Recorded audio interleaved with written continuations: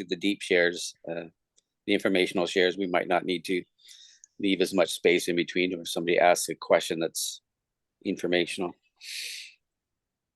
But the focusing question is, what is Spirit saying to us about discernment? What is Spirit saying to us about discernment? What does our own spirit say about discernment? And discerning between the two might be a whole another topic. Then go ahead. Thank you. I just wanted to fill in a little before we start, and this is not led, but to talk about the history of ministry amongst Quakers, which I hope that Ginny and Chado can add to if they have more information. But ministry is a concept that used to be extremely important, and the word and the idea, unfortunately, are going fallow now. And I'm trying to revive the idea that there are certain people amongst friends who have gifts, special gifts of ministry. And what this means is that they have an acute ear for the Spirit or God speaking to them. They know how to set aside self and hear and give to others something from the God world. And over time, there was a practice of traveling in the ministry. If you were given, and other ministers besides George Fox, who was one of the greatest of the ministers, did travel in the ministry and write diaries. Samuel Bownas, Bownas, is one. I think he was 18th century. Sounds quite archaic. John Woolman would have been another, traveling under a leading to speak about slavery. He died in that travel of disease in England, I think, but he carried his leading. Over time, Quakers actually named people as recorded ministers because they acknowledged that they had special gifts. Of course, I'm sure in all these instances, things went wrong, as they do. When you record people in the ministry, or in anything, they become special, like the judge, and they can abuse that position and people get cranky. And so they stopped recording people in the ministry, with the result that, and there were reasons for that, of course, but with the result that this idea of special gifts in the ministry is no longer among us. We don't talk about it. And there was a similar idea that if someone had gifts, you, or anyone really, you developed them. You trained people and taught people, and there would be ways of doing it. There's actually, I guess they go to Pendle Hill or School of the Spirit. There would be spiritual nurturing programs or whatever, and it would be part of the life of a meeting to develop people with spiritual gifts so that they could minister to the meeting. Because the idea is you're in meeting for worship, you want to hear the word of God. And that means you need ministers who have this special ability to speak. We had amongst us for a while Nancy Hawkins, who is recorded as a minister in Ohio Yearly Meeting United. And she still wears a bonnet. And she is a minister. I'm sorry that she's not still with us, because I considered it a privilege to be around someone who whose gifts were so noticed. And I feel, and I try, and I'm not doing enough of it in our own meeting in Toronto. We're all from Toronto, Chado. I do want to promote the idea of seeing that people who would like to deepen their gifts of ministry are encouraged and perhaps helped to find their way to programs that might be useful to them. Chado or Ginny, I'm sure you can add to that or contradict me. Let's hear from Bev first. She's had her hand up. And then I'd like to comment.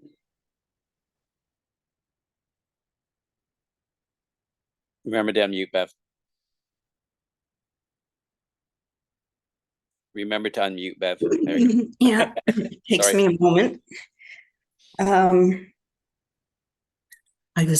I had my hand up because I was feeling some anxiety. So I'm trying to decipher what that is. I think the way I'm feeling about the meeting is about discernment, is understanding or explaining what it means for me from my phenomenal self, which I heard that term phenomenal, meaning the part that's in this world, my body, my feelings, my thoughts, and my consciousness, my intellect. And there's a kind of fear arising in me, and I'm not sure what it is that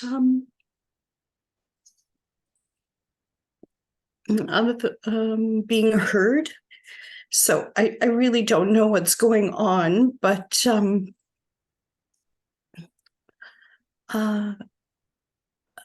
maybe I'm feeling that there's this urge to come up with an answer, and it's like I feel I'm in this trying to swim up through something. I have no idea what's going on, but I feel like discernment for me is multi-layered, and it has to do with where I'm discerning from. If I'm discerning from my phenomenal self, or if I'm discerning with that self that's in touch with spirit.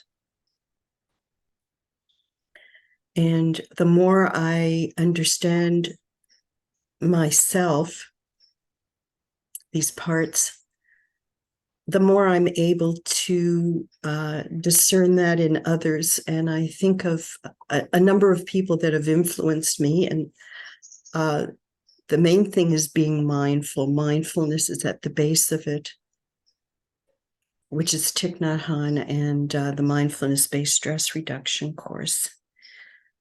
I'm kind of calming. I just want to read. I pull a card every day from Thich Nhat Hanh, and there's 108 cards, and the one I pulled today, I've pulled 3 times. And it says, cultivate solidity. You are somebody, you are something, you are a positive force for your family, for society, for the world.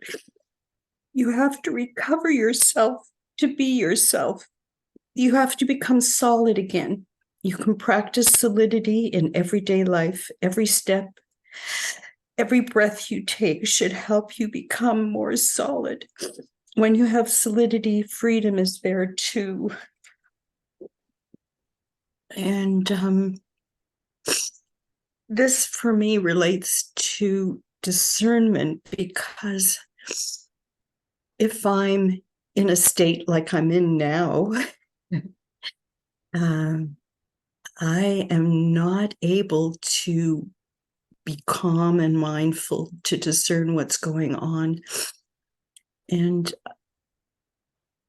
I believe that we get so much from synchronicity from the world around us, but not being in touch with the earth, which our society makes sure we're not is important, discerning what those messages are. I feel like we're held all the time, we're connected all the time, and the messages are there, and the love is there, and that in our trauma repressed selves, it's very hard to see it. And in a world where we are told to use our head and intellect as opposed to what's deeper, works against us. I feel like I'm just talking in a whirlpool. Yesterday, I caught part of Dinner with Andre, and it was so moving. And I thought, oh, this is synchronous. I was meant to hear this about the difference between discerning what's truth and living a life in the world that's comfortable, that has nothing to do with growth. And I don't know, I feel like I should stop talking now because I have no idea what I'm talking about. Maybe But we'll thank maybe you. we can go back to silence for a minute or two and just recenter as much as we can.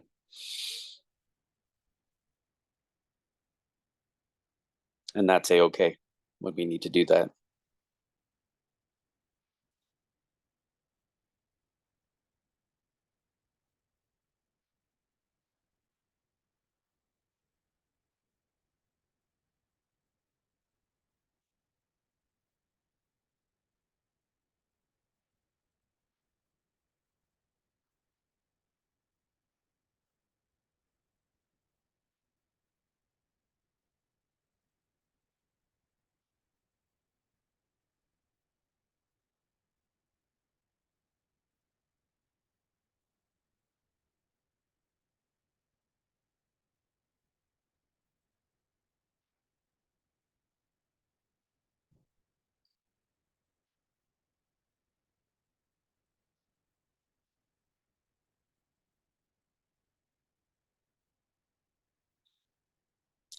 Jenny, go ahead when you're ready.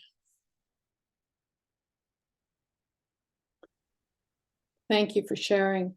I've shared Lynn's concern about not nurturing gifts in the ministry. I have felt that there has been some good ministry in our meeting recently.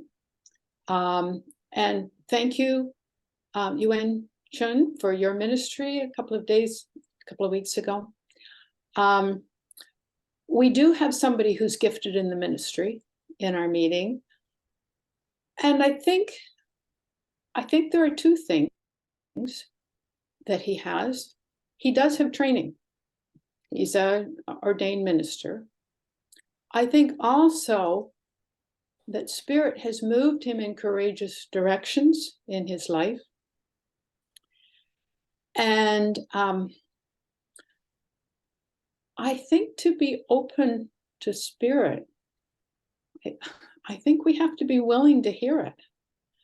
And I can share some of that fear. I think back to those early friends who were moved by Spirit, and that changed their lives dramatically. And I sometimes ask myself if I'm willing to hear that. If it's going to disrupt my comfort, take me out of my comfort zone. So I struggle with that a little. As somebody who's grown up in the meeting, who's grown to love the people in the meeting and love meeting for worship. It's nice and comfortable, my lovely community. But I haven't heard Spirit speaking to me clearly. There have been times when I have spoken in meeting. I can remember 3 times when it wasn't me speaking. And that's because I felt passionately about something. I had been involved in something. And I think on all 3 occasions I had prayed at the beginning of the meeting that we would be a gathered meeting. So in doing that, I had gotten outside of myself. I mean, sometimes I try not to. Sometimes I bring my own petty concerns into meeting. But on those times, I was thinking about the meeting. So I do think that there's that, you have to be willing to hear the Spirit and be courageous enough to hear it. The other thing, though, is that those early friends had a common language. They knew their Bible. And for somebody who's kind of come late to loving, most of the Bible, I must admit, I do not understand, but I love the New Testament. I love the story, the central story. And that's become central to my life. I sometimes wish I had more of the literacy that the early friends had. I think those that have it are sometimes afraid of it because some people have very negative experiences of the Bible. And so we moderate our language for fear of offending anyone. Whereas I have found some of the friends from Ohio that are more conservative and know their Bible. I found some of them very inspiring. And that's because they're not afraid to use that. They're familiar with the language and they're not afraid to use it. We have had some Bible studies in our meeting and I found them very helpful. I'd like to do that again. I think there's more people interested, not a lot of people willing to take the leadership or feel able to take the leadership.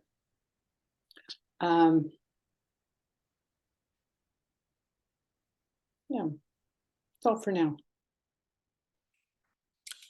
I note that on the OYM website, they do have podcasts of past Bible studies that Henry Jason used to do, who used to come to this group, but he's just so busy these days going to so many different groups, and he has to choose between all kinds of things going on in his life as well.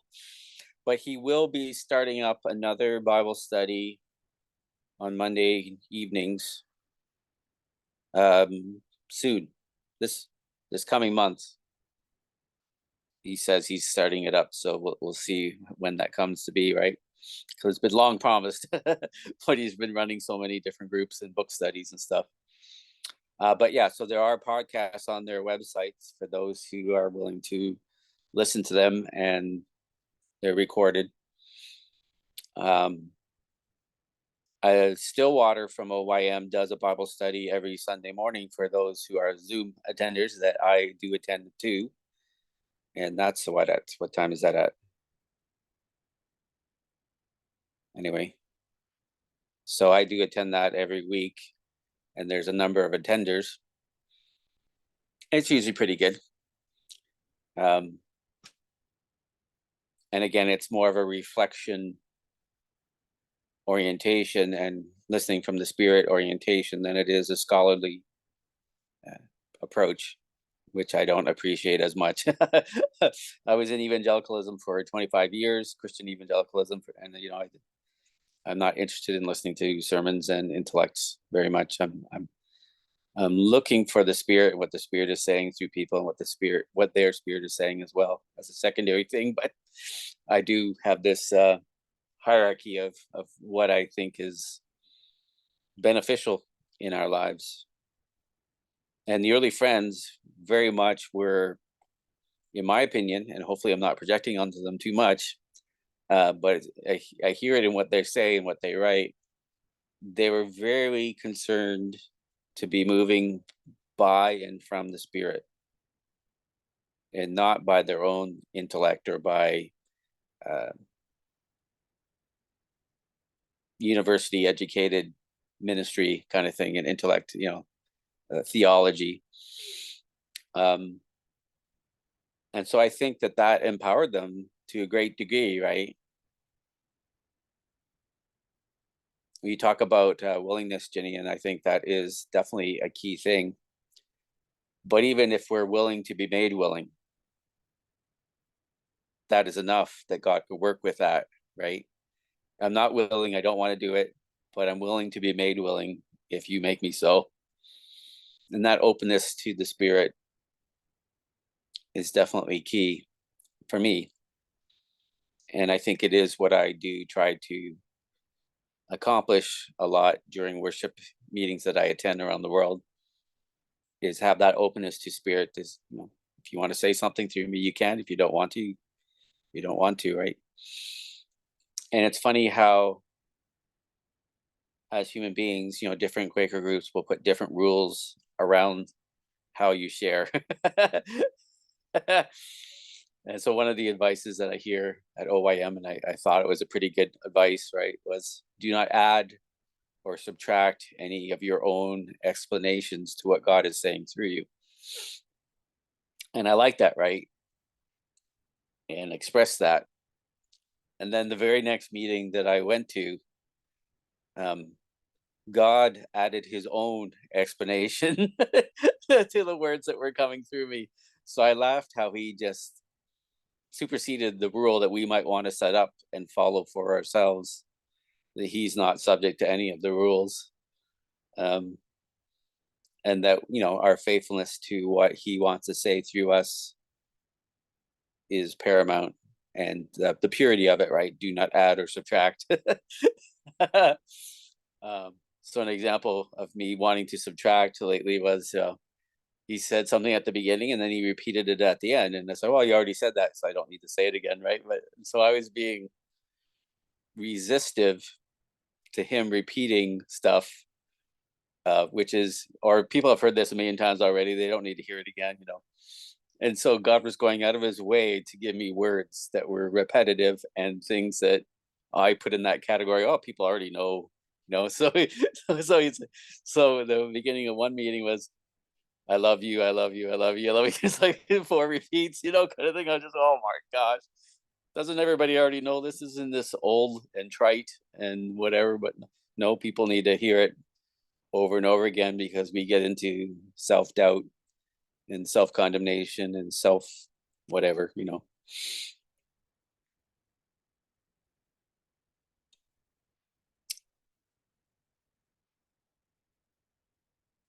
And I think the more that we focus, is the word I use, the more I focus on that Spirit of God within me, then he enables me to get past the fear of looking silly, or people retribution, opposition of some kind, or whatever, right?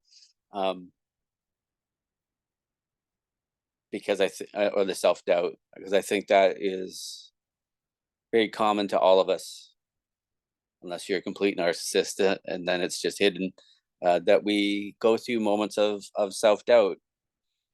So I was in one meeting, and I think it was Australia, this meeting, right? And I gave ministry, and afterwards it kind of struck me, like sometimes it does strike us, oh, you're just fooling yourself. This really isn't anything from God, blah blah blah. Like this.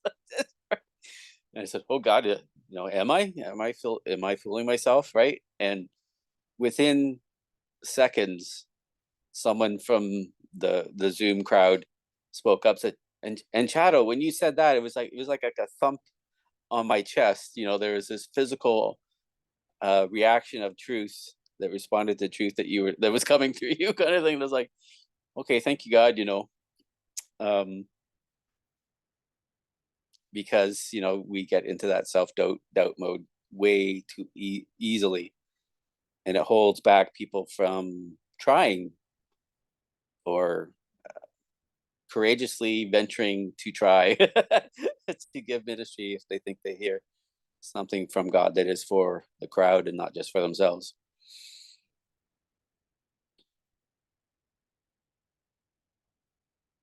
And there's certainly different kinds of discernment, intellectual discernment, even discernment of your eyes to distinguish X from Y. But I'm really looking for that spiritual discernment, which thankfully I do seem to have a gift of some discernment anyway. I definitely don't see everything or all of it. But it's very helpful in that when God is speaking in me, I know that it's God speaking in me. It's not my own mind. It's not my own intuition. But people without that spiritual empowerment of discernment, it's one of the gifts listed in the Bible as spiritual gifts, supernatural gifts that come from God. Then they're stuck trying to figure it all out in their brain, which must be very much more difficult and hard to do, because then you're trying to measure, okay, does this build me up? Does this build the other people up? Does it follow the fruit of the Spirit, which I think are a great guide to test motions within us? Is it the spirit of truth and love within us, right?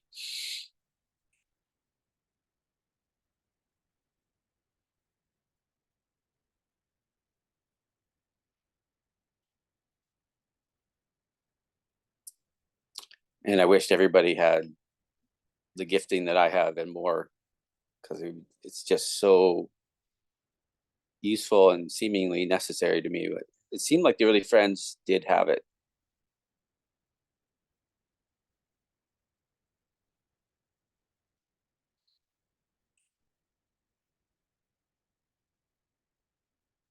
Bev?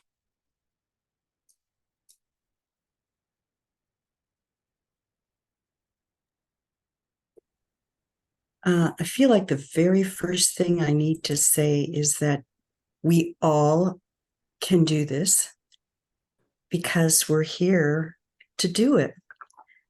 So it's in all of us.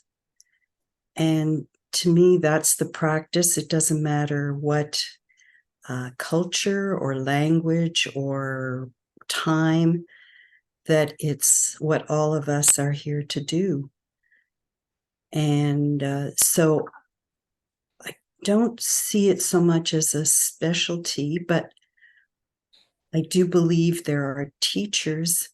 And recently I've been listening to Ram Dass, and someone asked him, well, how do you know if what a guru tells you is the truth? And he talked about teachers having their own, again, I'll use the word phenomenal issues to deal with. And if they haven't, that might enter what they tell you.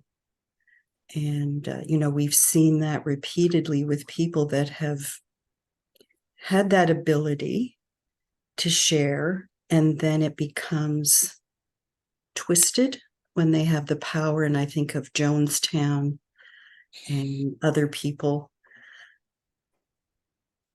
And I think it's up to those that are listening to discern what's coming from spirit and what's coming from their hearts. And while you were talking, Shadow, I was thinking, since I was a child, and it's probably true for all of us, I always knew when someone was saying something that was meaningful and maybe deep or not deep, and when I didn't trust what they were saying. And I feel like I'm at a point now where I can discern when something is coming from a deeper place within the person. I don't know if it's from spirit or their heart or where, and it enriches me, it's nourishing. And when it's coming from them being triggered or some part of them, then it makes me contract and be fearful if I'm open. And I think that's part of the discerning that I've learned in spite of society, to know what's, I would use the word healthy, both for spirit and for my body and my mind and my feelings, and what isn't. And only through, I'm not sure what you called it, Shadow, but what I've learned is mindfulness, concentration, to get that solidity.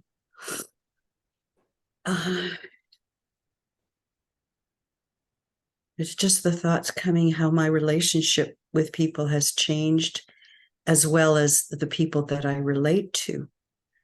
And most of it is not terribly superficial. I can listen in a more deep way, and I know when I'm being triggered.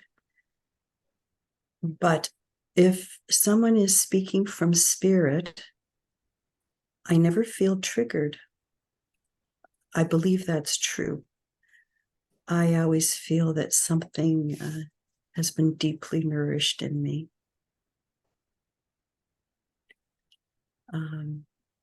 But I know when I'm speaking, I'm speaking from my phenomenal self. I'm not speaking from spirit.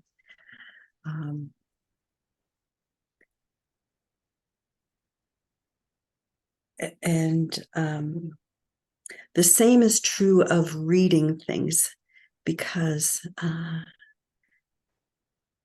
the changes I made when I was in university. I ended up taking Near Eastern literature second year and third year in university. The most important courses I could have ever taken, the most meaningful. And it was about the writing of the Torah and then the writing of the New Testament. It was so interesting. And I learned so much. And that was way back in the mid-60s. And for me, I have a hard time with some of the Hebrew prayers and the Christian prayers until I found the Aramaic, the true teachings. And they are so deep and wonderful. So I understand that my reaction to anything negative, like trespass or sin or evil or hell, is a very healthy reaction, because nothing from spirit in my world is at all negative, because we are all wonderful. We are all beautiful in who we are. But our behavior is the part that is so difficult, because we are reacting out of trying to protect ourselves. And that's true for Putin or me or anyone else. And I'm so thankful that I could discern that, because I react very differently to the world now. I don't have anger to most things going on. I just have a deep pain and understand that the suffering is the same for everyone and all through time. And I learned this from Fox too, that he never talks about, oh, I had this pain, or it was so uncomfortable here. He talks about what others are doing, their behavior, but he doesn't talk about reacting to that. And it's a great learning. And I will always have in mind that that one time when he was walking in the fields all night, which is like Jesus, which is like all teachers, practicing. So for me, it's all about practice. And that practice helps me discern what is truth and what is society has imposed on the truth, which to me is the translation of the Torah and the Bible. And I trust now to my reaction to it, because when I hear the Aramaic, it is just so deep and rich. I am very thankful for having found it.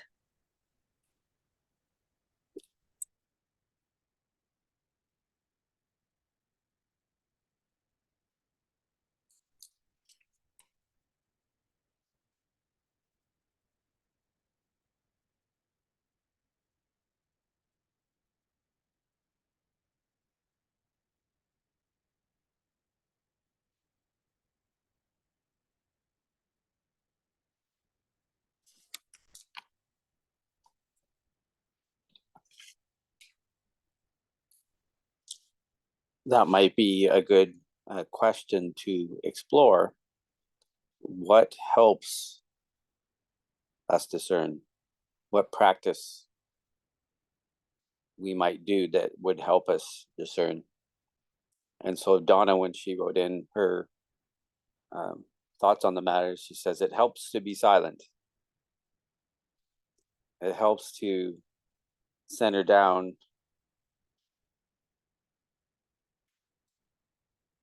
if we're listening to these outward parts of our being. They can distract us from listening to the inward spirit.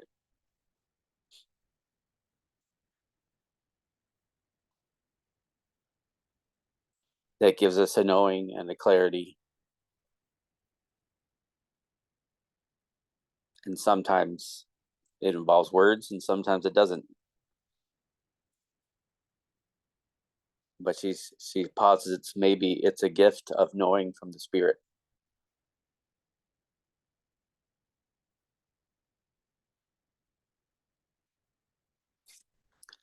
So you can talk on that question or you can talk on something else, but one of the questions we might follow up on is, what do you practice that helps you grow in discernment? How does one grow in discernment?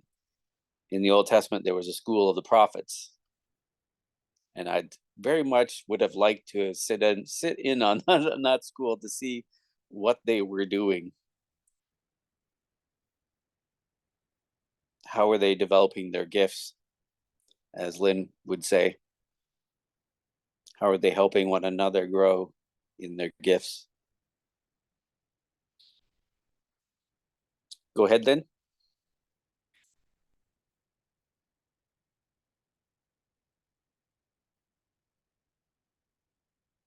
Oh, you remuted up by mistake.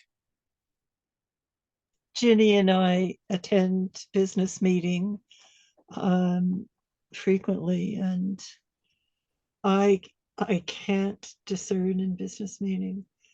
I'm very slow, and I just get overwhelmed with the business, and I'm lucky if I make it through on my brain cells alone. But when something's important to me, I will take it to myself and worship privately as a discipline or a practice, because it's the only way I can bring any discernment to an item of business, to a business meeting. And I have on occasion been given insight that's been, I don't pretend to do that all the time, but on occasion I have, and it's been helpful to the business. And I believe in it utterly in this practice, and yet it's not common practice. We don't say to each other, we'll take that away and worship on it, but it should be part of the way we do business, that we sit in worship with things that matter and wait and listen. Strange that that never became part of business practice. I don't get it. Like that we don't talk about it. It's not part of the discipline that we have, that we sit. Like we seem to think that God's going to visit the meeting for worship for business and tell us the answer, but I think it takes more than that. It takes more care for the business and more time in worship. And I just wish we had a different framework for it. I do believe in this practice completely.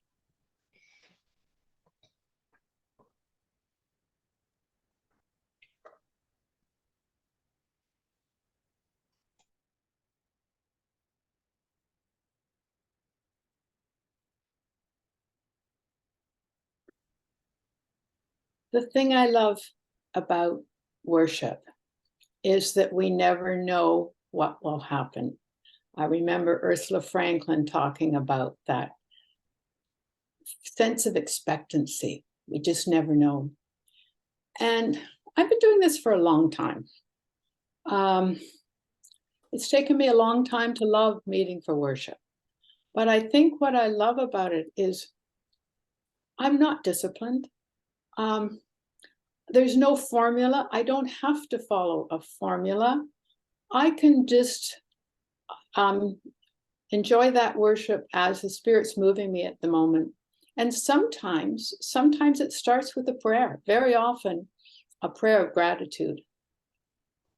And sometimes it's just, here I am with God. And these people are helping me get closer to God. It's with people I love. And this, this just feels good. And maybe it'll rub off on me one of these days. It does. It has influenced me, that experience of feeling part of Spirit moving through our lives. And do I worship on my own? Not as often as I should, because other people help me. They help me settle. And I find all the people present help me settle, but there are certain people that make me feel the meeting is grounded. And that really helps.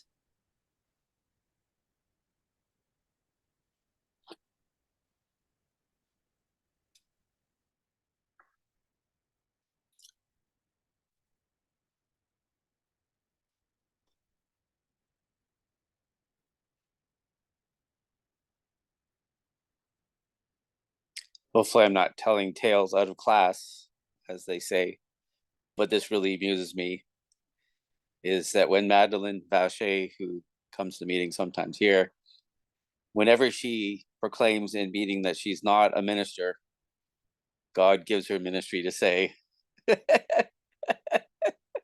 And so I said, well, maybe it should become part of your practice to just really announce at the beginning of every meeting to everybody that you're not a minister and that God doesn't give you things to say. Because he seems quite invested in divesting us of our misconceptions.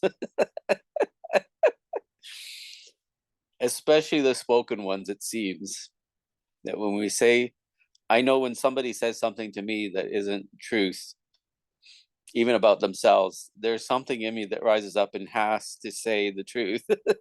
And to not say the truth, I would have to restrain myself quite severely to not speak out.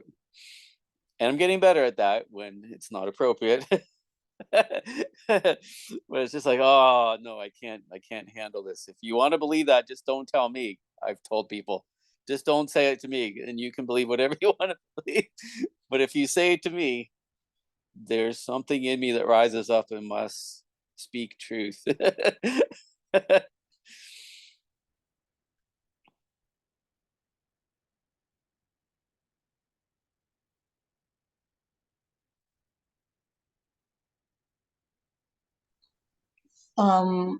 When I heard Shadow suggest that question, what helps? And it's came up to me the is that the attitude? No, not attitude. What is it's the concept. Okay. It is the teaching in my past, or since 40 years ago or so. And I experienced that, which is, if you can have solitude, then you have healthy community life. If I have healthy community life, which means the worship, then it would help me in my solitude, in my personal meditation. So this two are always need balance. If I always just go to the worship without personal relations or connection with God, I can feel very lost. The huge community, so overwhelming, whatever. If I have only personal solitude and not go to the worship, no community, and I can I can be led by my own ego or some other things happening in the society or in the environment, which is not necessarily God's guidance. So these two I would look for.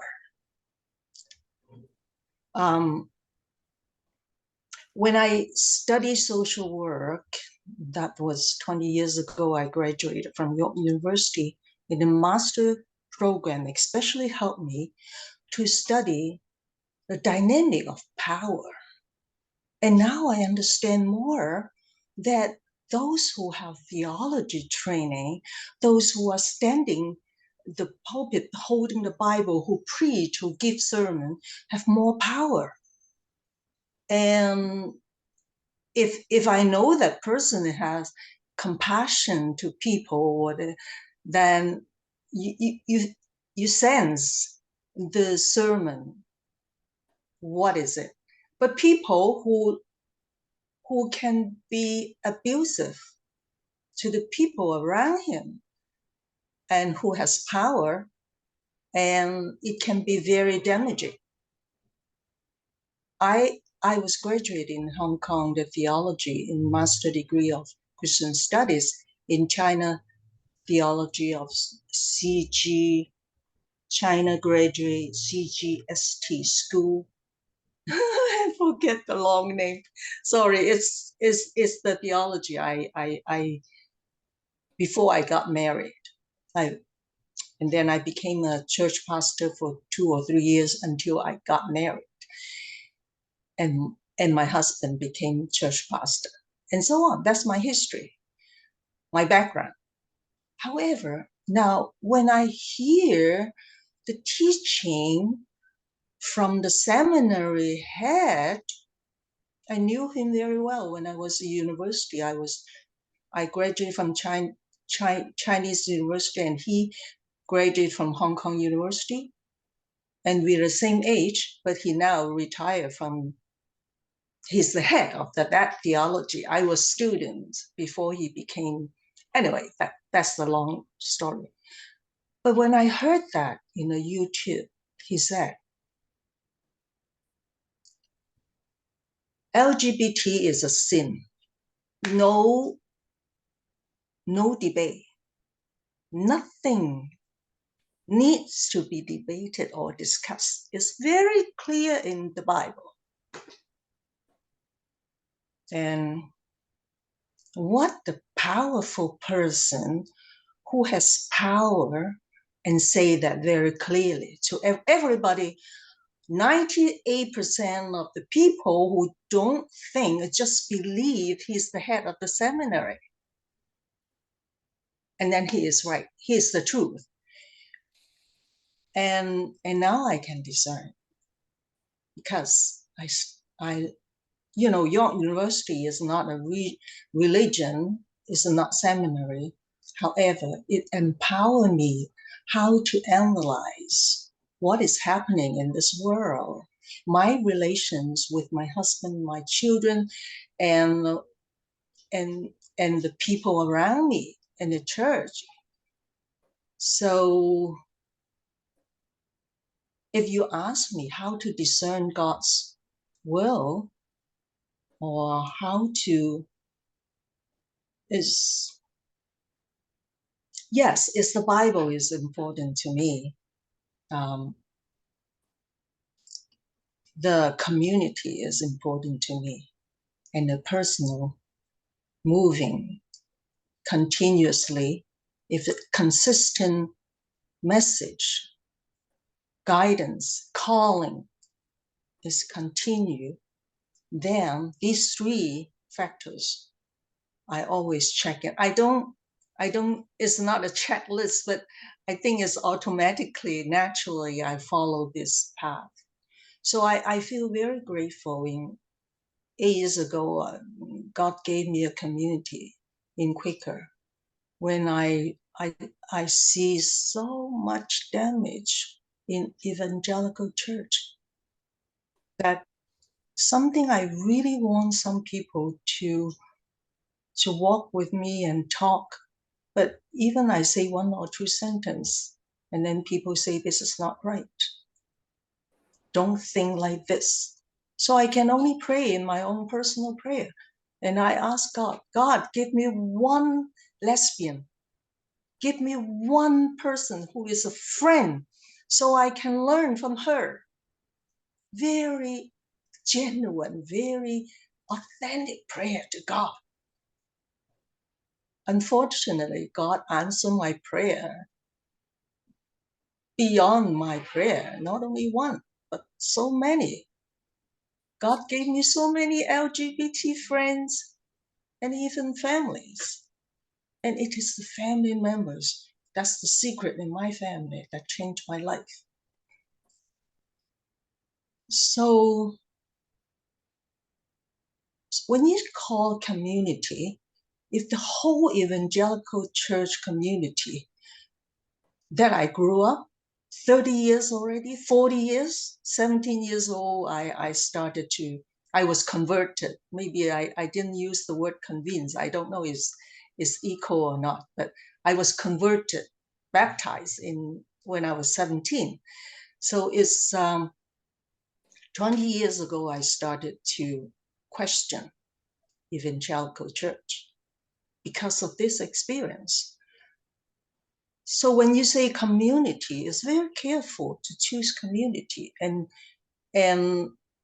how to discern if this community is walking along God's way. Or many church pastors or theological seminary head, they have to say something because the fundraising, it is very true because my husband has to fundraise for his organization. I totally understand. Before he retired, he said, don't rock my boat. I agree if this is his boat. And even he does not want the income, the secretary needs the income. Other staff needs the income. So I should not say anything. So my first performance was 3 days after he's retired. So we have agreement. But he never gives sermon about LGBT because he did not make any study. He did not do any research. He knew he did not know. At least this is something I admire. And he is willing to support me totally financially, let me publish my book, even though he doesn't understand, but he support me to have total freedom of speech by publishing the book. So I know the dynamic in evangelical church in my personal life experience. So I can only say community, how do you choose the community is very, very careful in the solitude, in personal life.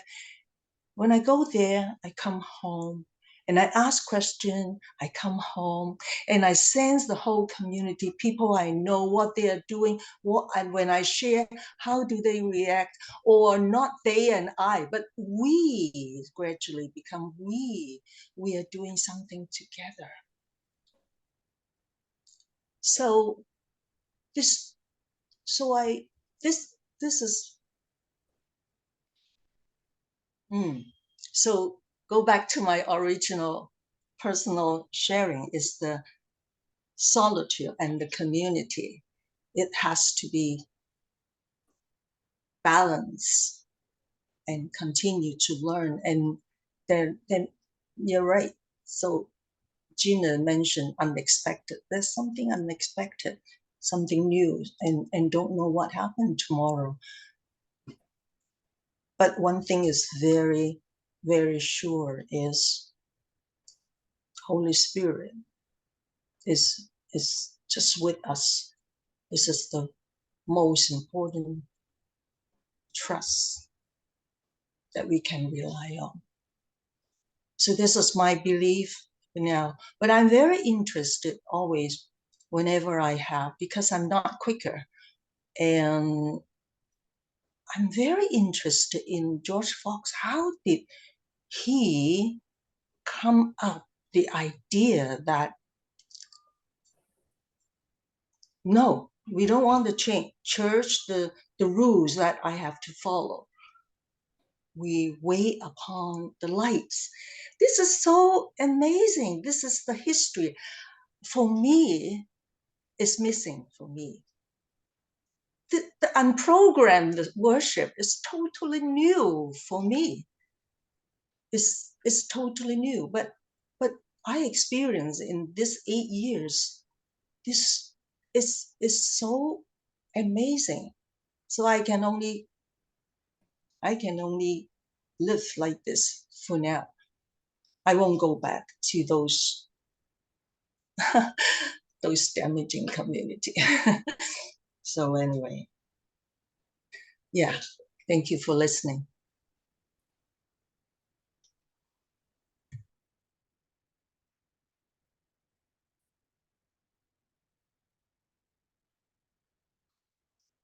I agree that the history is so important. And I think that's why we're enjoying reading the journal, because Fox had a direct relationship.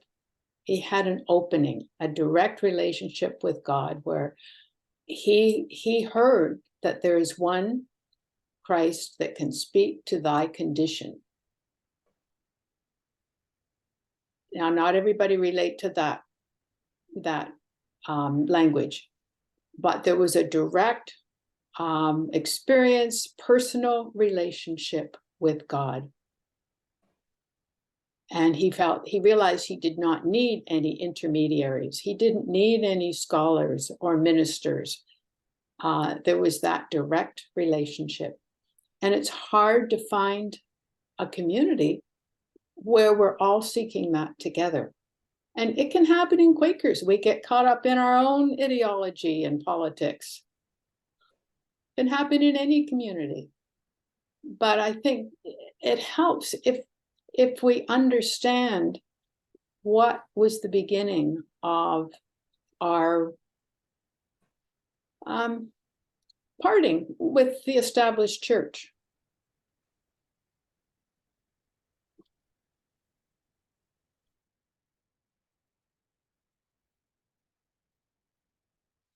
Fox came to that point. He consulted with all kinds of different Christians of different denominations.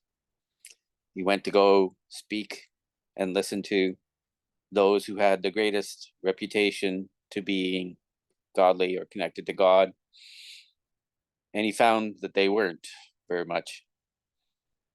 And they couldn't speak to his condition. And so when he came to that point of desperation, of finding any hope finding any answer from any man, then he was ripe to listen to God who spoke to him. And for me, I think there's a big conflict that we're born into a society that has certain ways and thoughts. And we're born into maybe a religious society as well that has certain ways and thoughts and traditions. And to listen to God is something very different, maybe from some of that programming. When man makes a community, he's often forcing a conformity. This is the way to do it. These are the rules we follow. Thinking that this is what God wants, thinking that this is God's one and only way is what they often say. But forced conformity, just the idea of it's forced, proves right away that it's not from God. God is always inviting us into relationship. God is always inviting us into a calling. Very rarely does he force. He's looking for a willingness and an openness that he can work with. But he doesn't often force the issue. I can't say never. Because sometimes he just does things from his side because he knows they're good. And he makes his will manifest, which really messes up other times when he doesn't, because he's like, okay, why doesn't he intervene here? Would be the number one question that people have for a good, all-powerful God. But he doesn't. And so we have to hold on to our experience of his goodness, and yet he doesn't always intervene. And I was at a meeting in this last week, right? And somebody played a song. It was called "I Don't Believe in an Interventionist God." And at first, okay, I was starting to get offended by it. And it's like, okay, the guy's story was that he had young twin children that died. It's like, okay, I know where he's coming from. My back doesn't have to get up. I understand. Intellectually, I understand that pain. I've never gone through anything that painful, so I don't understand it experientially. But intellectually, I can, okay, we're all allowed to believe what we want to believe. Forcing someone to believe what I believe would be wrong too. But my hope is that people come to a knowledge of that truth and that love themselves in their experience, and that they are healed by interacting with that infinite love, that unconditional love that is God. Healed of some of the wrong things that I believe, that we all believe, that we all need rescue from. Things that do not serve us or serve our love for other people.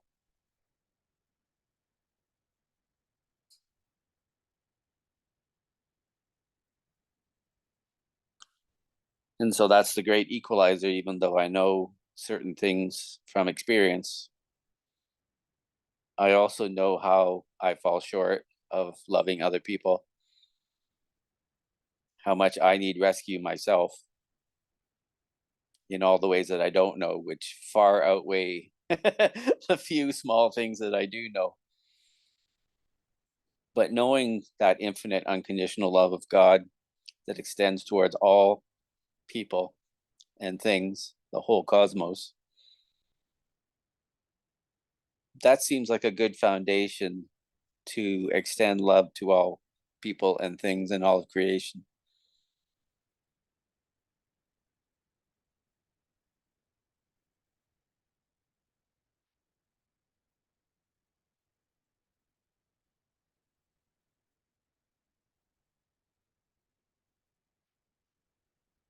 Bev?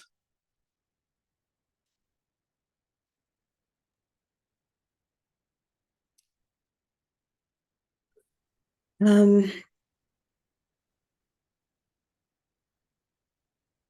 me, my understanding is that the truth is the same through time and through space, which I said before. So, for instance, when Jenny spoke about the Christ,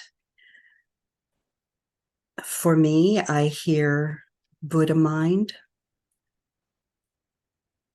I hear the burning bush. It's the same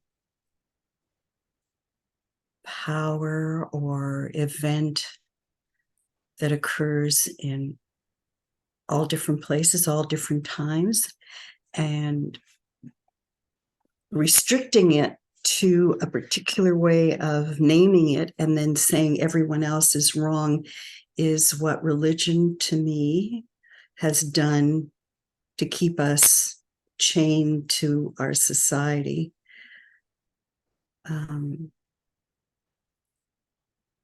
I see the Quakers as very different than any other Christian or other organization, in that it's more of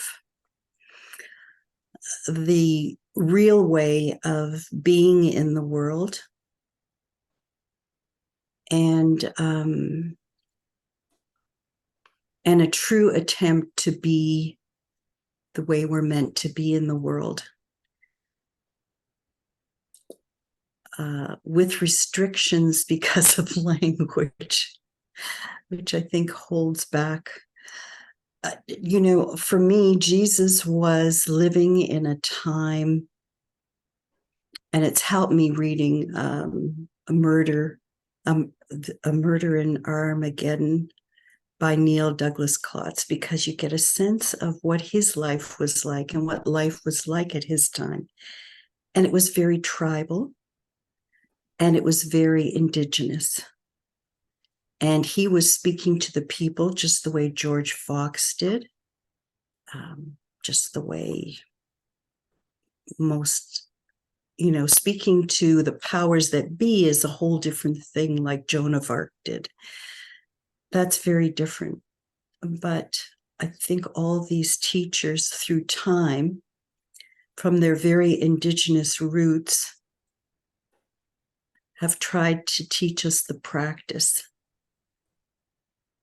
So again, it's not that we need to revere, and I have this question about honor and revere, not to revere these teachers, these rabbis, but to honor them, like parents, that they are teaching us the practice, and also to know that who we are, is all good.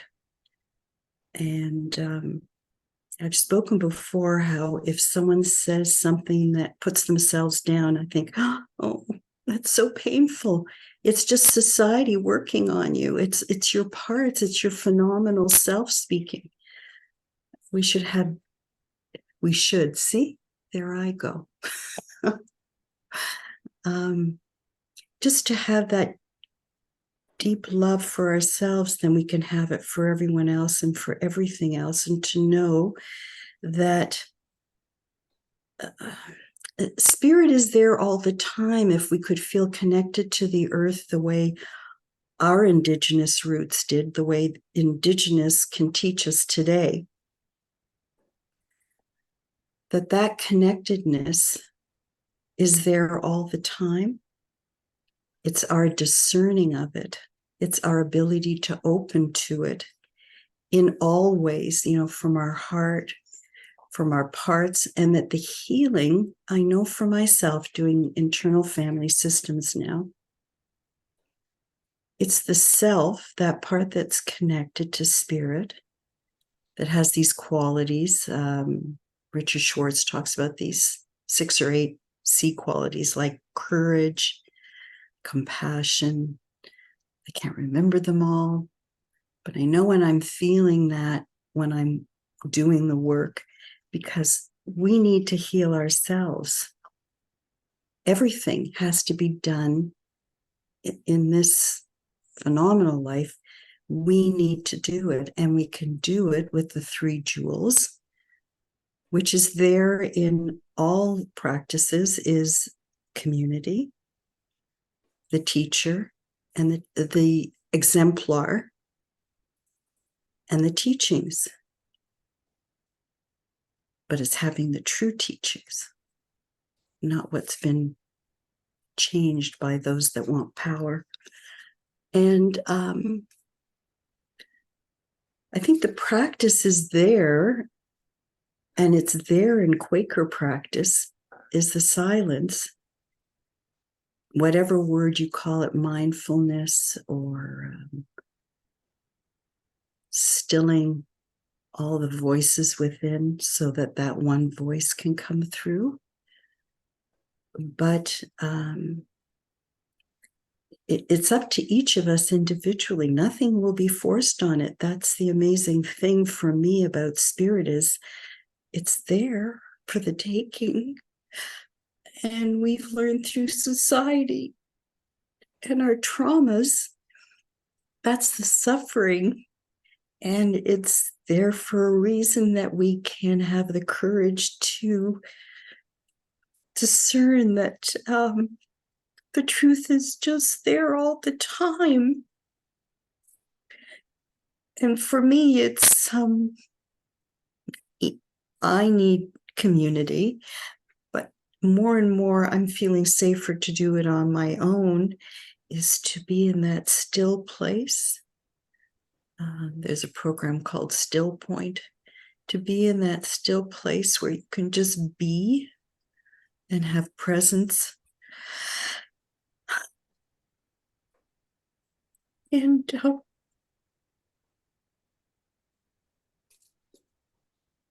it's our traumatized selves. It's an ongoing journey to heal, because it's just not enough to feel the presence. That presence gives us the power and the strength to do the work we need to do to heal. And I think the stillness in community is so important, and that's what the Quakers have, that I don't think other groups called religions, I don't care what you call them. To me, religion is no different than medical industry. Any of these organizations are all supporting society and having power, but the Quakers don't do that.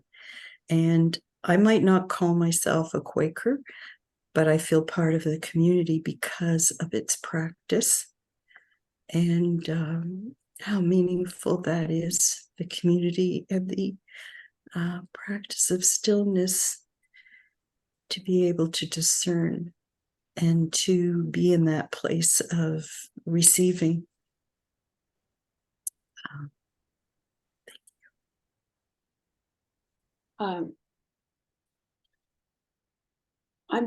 I'm reminded of how no teacher is exclusive. We learn from the burning bush, the Buddha. I refer to Jesus because that's part of my tradition, and that's the person I know most about, and whose teachings are what I aspire to. But I also talked to my grandmother and my parents and Ursula Franklin and other people in the meeting whom I have learned from. I do yoga, and we honor Patanjali, the teacher. So one isn't exclusive. I haven't known anyone quite as inspiring as Jesus, but there's other people that I'm close to. And I think it's okay to talk to them too.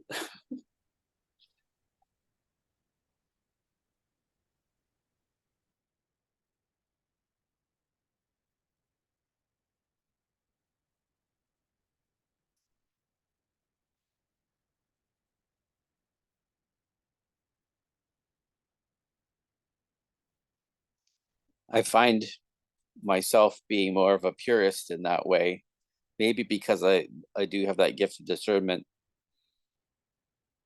that I do really put first, far first, that direct knowledge from God or revelation.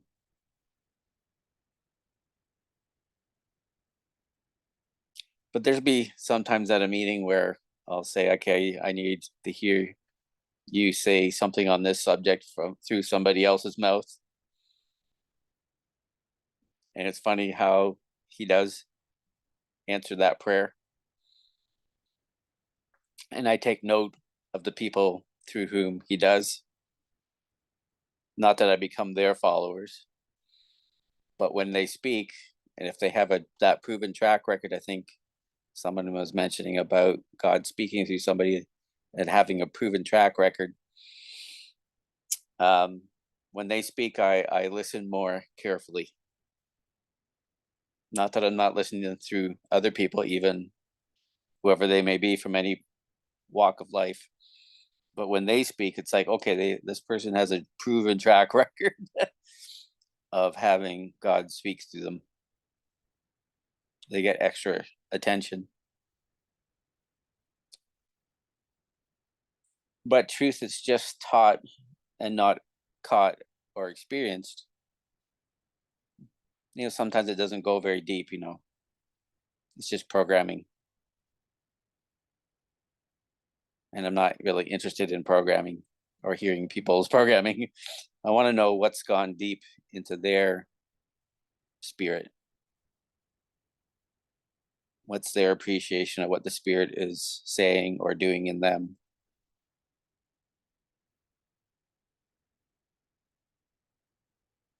Once I found programming doesn't really transformed, like I said, I was in the evangelical church for 25 years, so they're easy to pick on. So there's people in that tradition that know God and are connected to Spirit.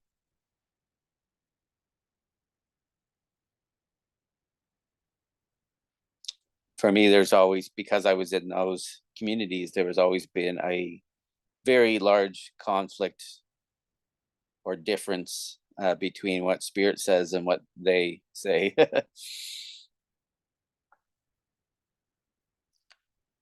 And you can get caught up in it. You can become infected by hearing something over and over again, or a certain way of thinking. And I was. And still some of that is in me, so it needs still further cleansing from the river, the light, that the roots and the tentacles are not in my heart that come from that come from man, that instead of from the Spirit.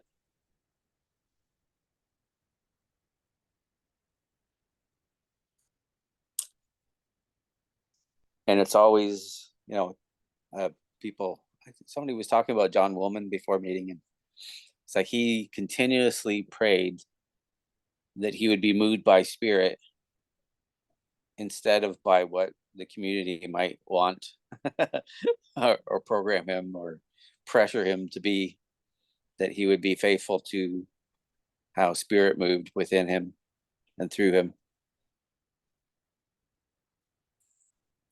And he was always aware of the clean heart that God would produce within him. And he always gave credit, not just as a form, not as just a ritual, not as a rule. He always knew from whom the source of that cleanness of heart came from. And to people who don't know, he was the one that convinced many Quakers not to have slaves until the whole of Quakerism did not have slaves. Although he died in the practice of it, right? So it's something from Micah that keeps on coming up for most people is, don't, and this is a huge paraphrase, but don't get overwhelmed by the enormity of the task, because the whole task doesn't rest on your shoulders.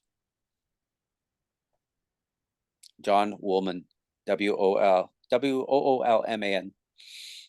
And the task is, the enormity of the task does not rest on your shoulders, but be extremely faithful in that small part of it that Spirit gives you. 2 O's. Be faithful to what God gives you. Walk humbly with God. Yep. So you make me think of, sorry, Lynn. Sorry, Bev. I think that whatever language you wish to use, it is true that Christ has come to teach his people himself. And the best way to learn discernment is through waiting worship and listening, because there is a school of the Spirit that will teach and guide. Each of us here is well seasoned.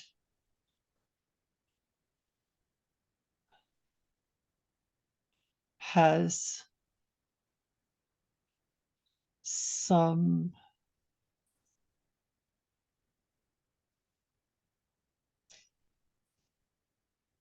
ability to listen.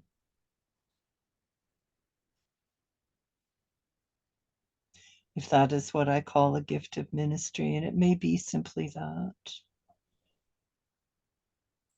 to be able to listen. And I hope for all of us that we develop our gifts of ministry by listening. We will learn, we will grow.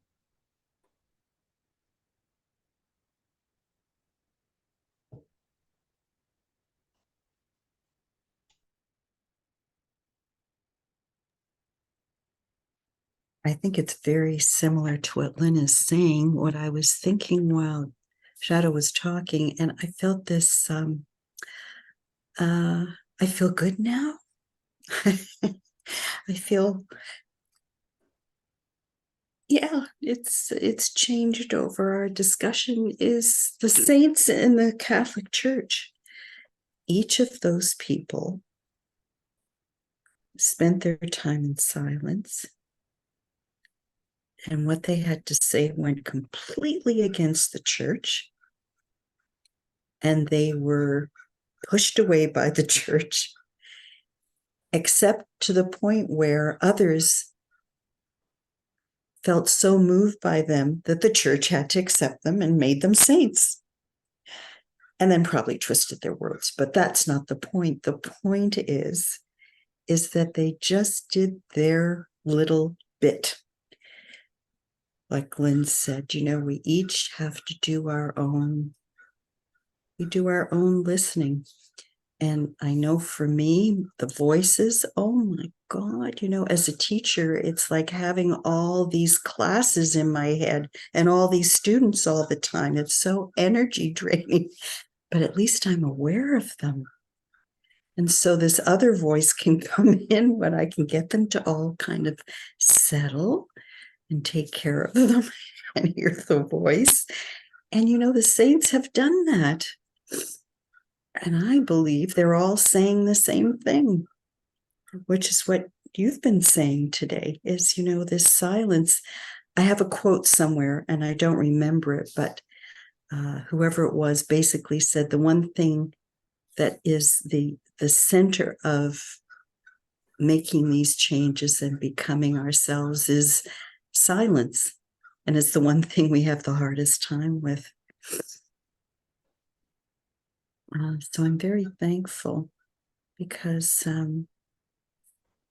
that's the practice, whether it's in community or on our own, for discernment is to be in that silence, that emptiness that's so full, to hear, because nothing is forced on us.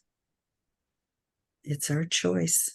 And we've learned in society, no, be in your head and let these voices inside you run your life and control your behavior. And learning the opposite it's quite a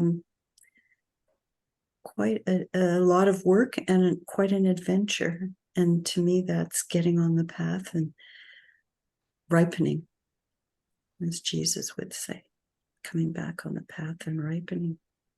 And we're all helping each other do that. And I'm very thankful to you all.